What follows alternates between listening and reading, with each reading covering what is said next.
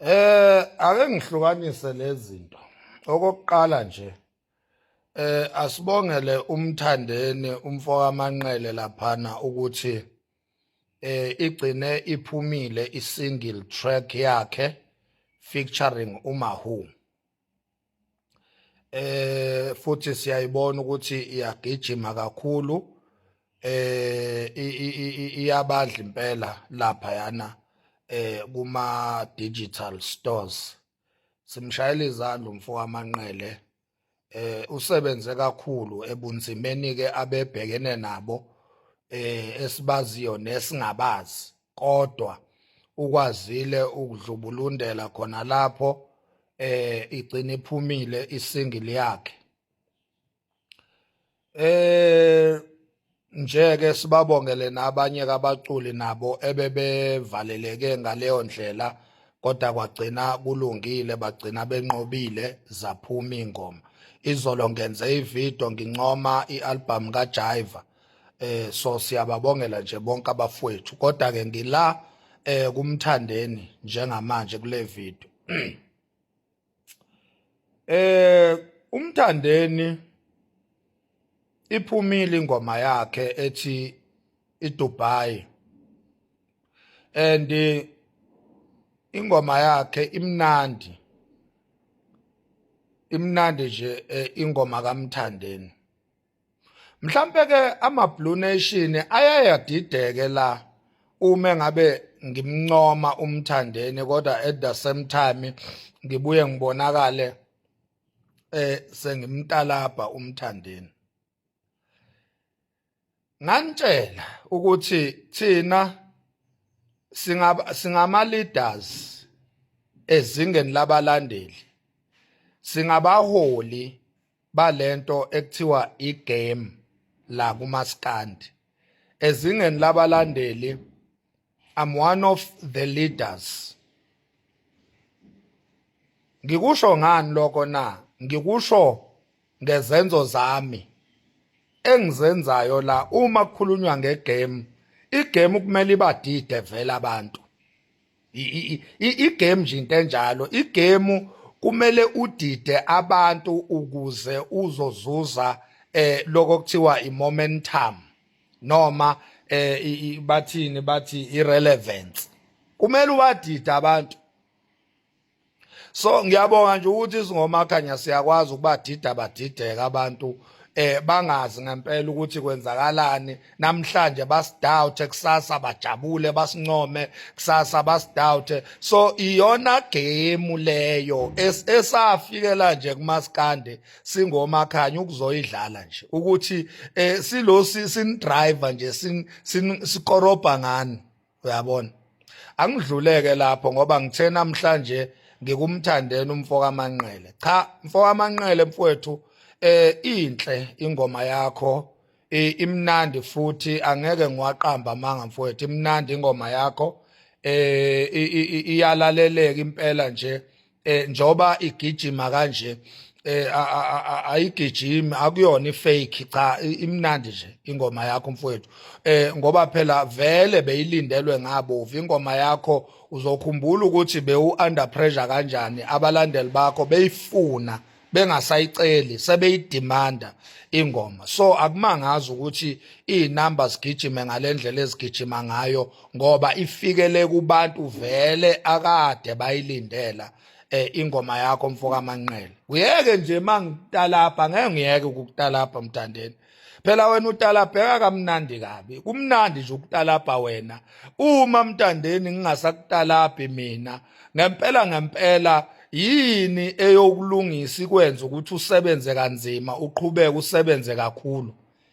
Ngempela Mthandeni awungitshele mfowethu, uma kuthiwa ngisakutalabhi-ke mina, yini eyokugqugquzela ikwenza ukhipha amangwevu okuthi usebenze kanzima futhi usebenze kakhulu? Ngoba phela njengoba sinitalabha nje baculi, sisuke senza kona ukuthi casukani, suke senzela kona ukuthi nicasuke, nisebenze kanzima, nivutha bese nikhipha izinto ezimnandi eyivutha malangabi njengale msebenzi enisenzela yona.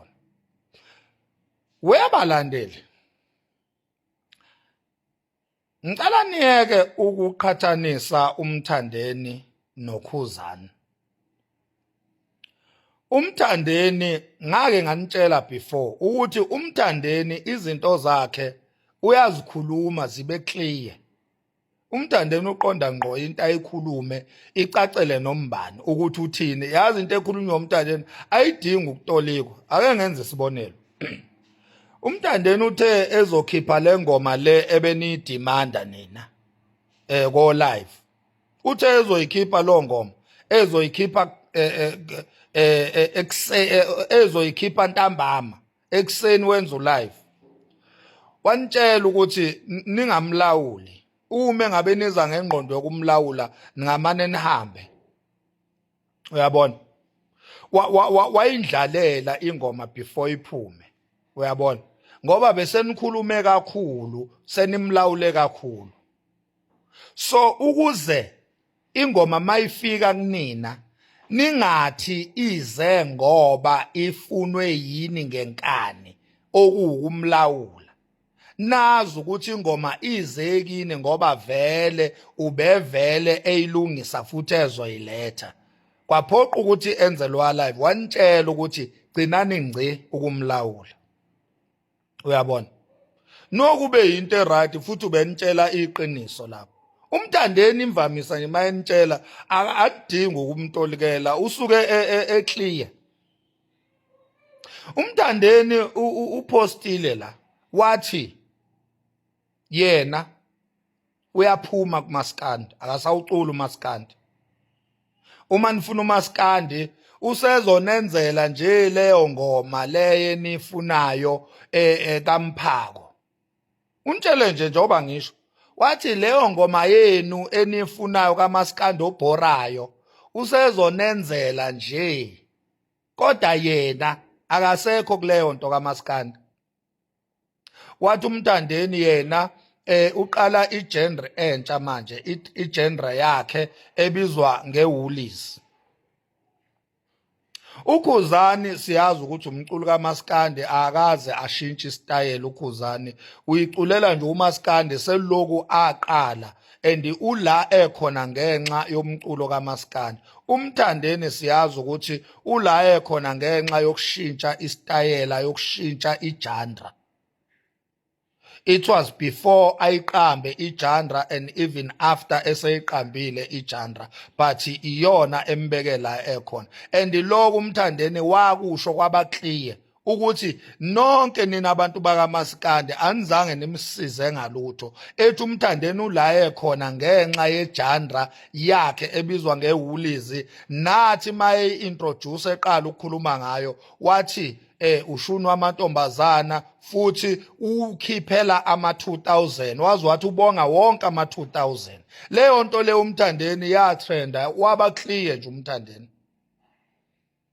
Ake niyeke ukuqhathanisa umculi kaMaskandi kanye nomculi wamaWoolies ngoba umculi wamaWoolies kumele aqhathaniswe nabaculi bamaWoolies.